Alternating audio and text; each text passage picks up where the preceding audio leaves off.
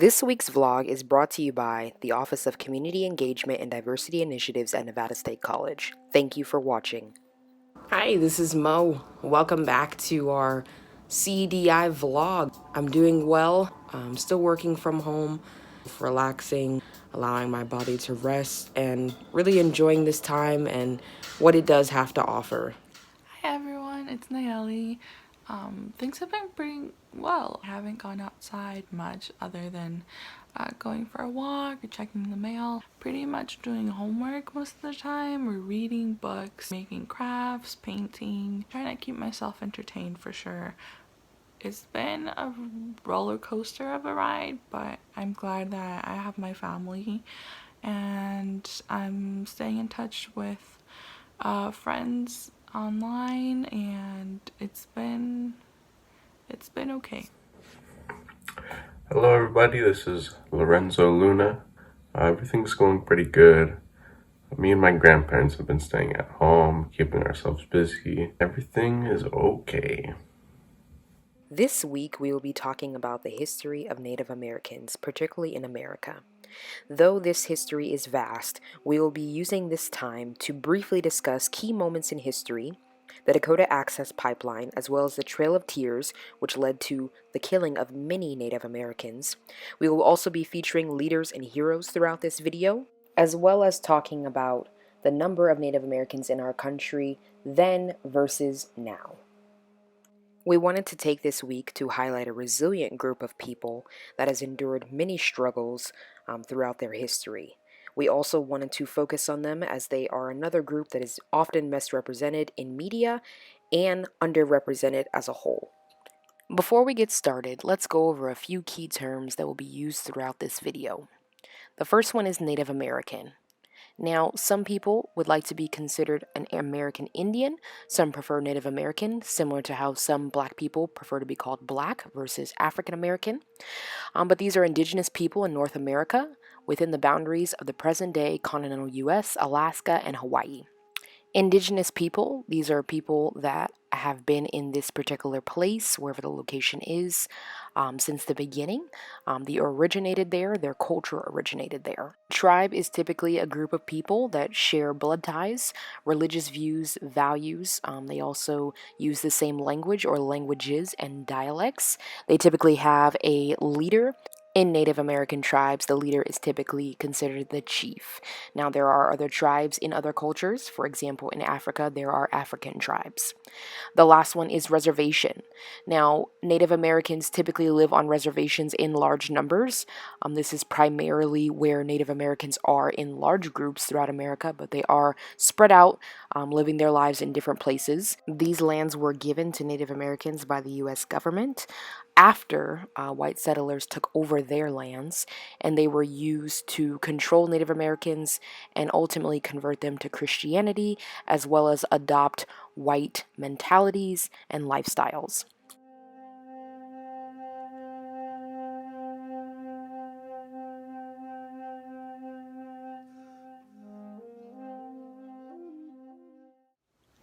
In 1860, the first boarding school for Native American children was established. These boarding schools were set in place in order to assimilate Native American children into Western society.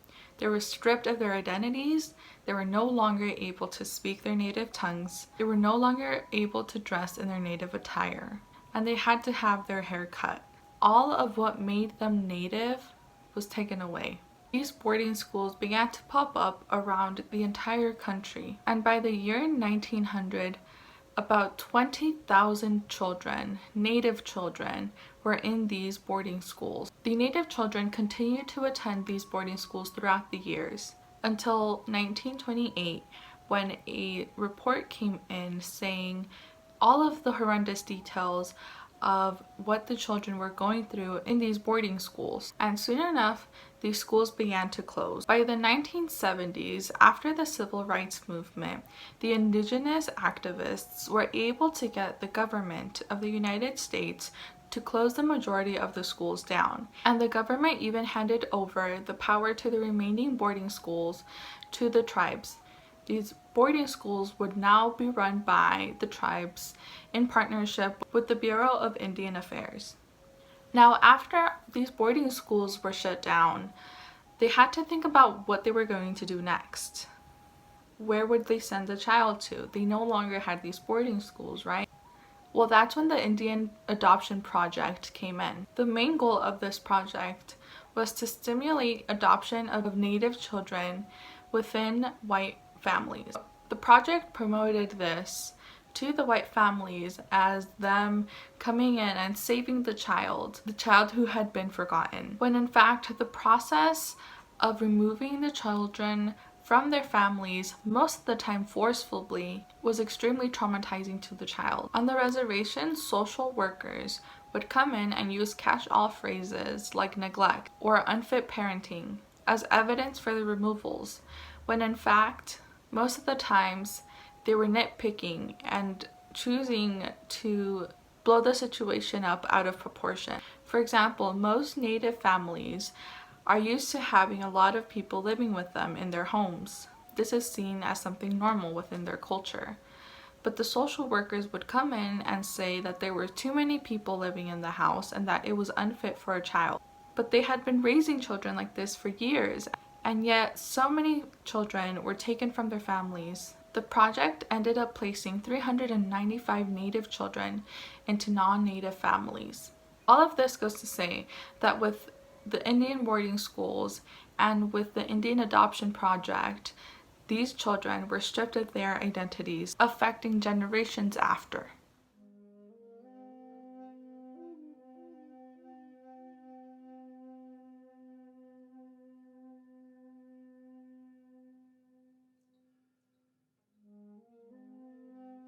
The way that the federal government measures the amount of Native American a person is by blood quantum. Shortly after a person of Native descent is born, their family will have to send in the proper paperwork to the Bureau of Indian Affairs. The Bureau will then decide, based off of the paperwork and the person's lineage, if they are qualifiable as Native American. If they are deemed so, then they are given a card which has their degree of Native blood on it. In order to be part of a tribal nation, you sometimes have to meet a requirement.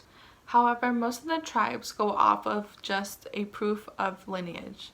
In 1705, blood quantum was used as a way to determine if you were non-white. If a person was even 1/8 of a degree Native, they would not be granted the privileges of a white person. Ultimately, this was used as a form to oppress Native Americans. Now today, how does blood quantum affect them? When federally recognizing tribes, they go off of the census, but the census only accounts for those who have proper documentation of being Native. Meaning that if a person, even though they do have Native blood but do not meet the requirement to be considered Native based off of their degree, they won't be counted in the census. Therefore, the numbers of Native Americans on the census is not accurate. Blood quantum also divides Native Americans within their own communities. To some, seeing a higher degree of Native blood is considered to be of a higher status. And if you're mixed, or if you don't have as much Native blood in you, they will see you as less. Ultimately, it's unfair for Native Americans to have to go through this. Native Americans are the only minority group in the United States who have to justify how Native they are through a single card.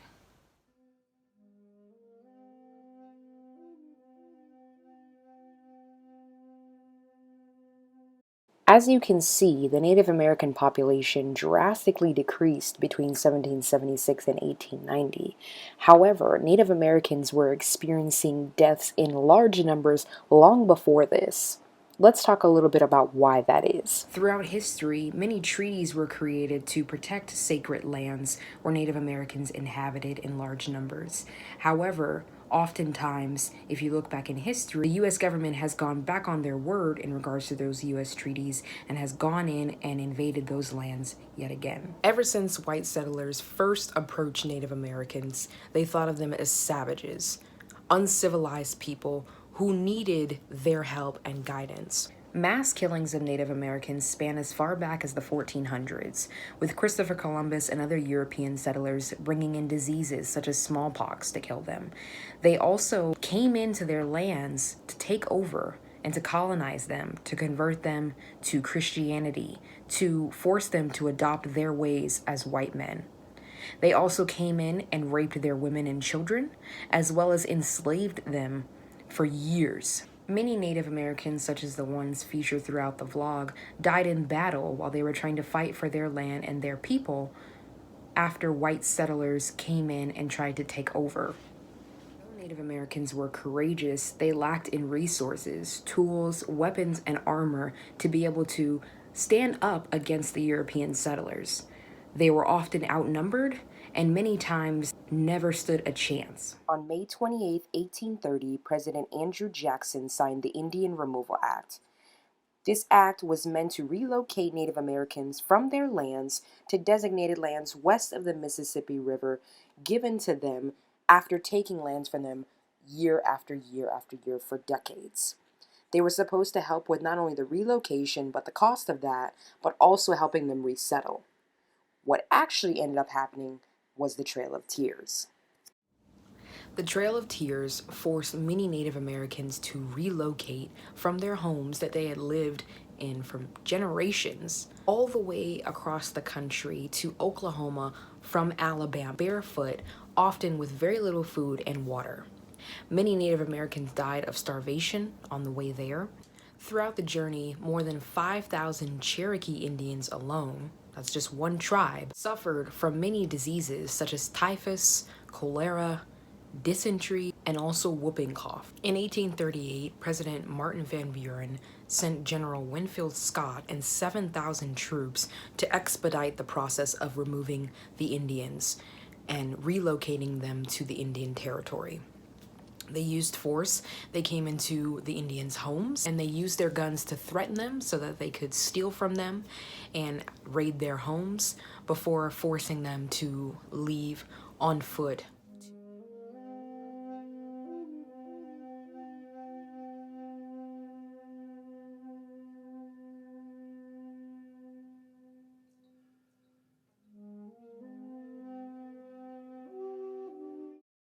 This website will be linked in the description. It is the National Indian Law Library. We looked into this to see how many tribes and native villages there were in present day. The list spans back pretty far, but the most recent is 2018.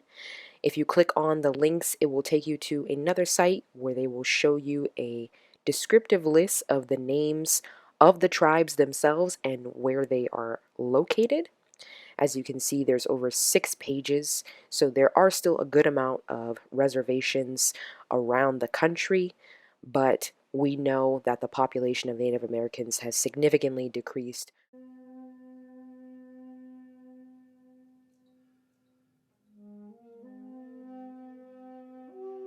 A very big concern and issue that has arrived in contemporary media is the Dakota Access Pipeline. The Dakota Access Pipeline is basically an oil pipeline that travels underneath the Missouri River. It was a very, very big thing back in 2016, 2017, where people were protesting day by day to prevent the pipeline from being built because it was being built on sacred burial grounds, and it would also affect drinking water for the nearby people who lived in that area. The main reason that it didn't want to occur is if a leak would happen in the oil pipeline, it would affect all the people living around the area. It would affect the ecosystem around it. It has leaked at least 5 times.